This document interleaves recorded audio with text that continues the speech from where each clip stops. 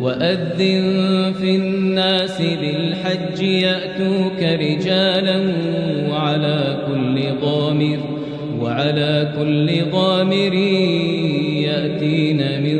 كل فج عميق ليشهدوا منافع لهم ويذكروا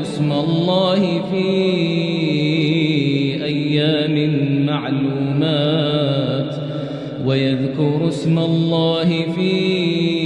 أيام معلومات على ما رزقهم من بهيمة الأنعام فكلوا منها وأطعموا البائس الفقير.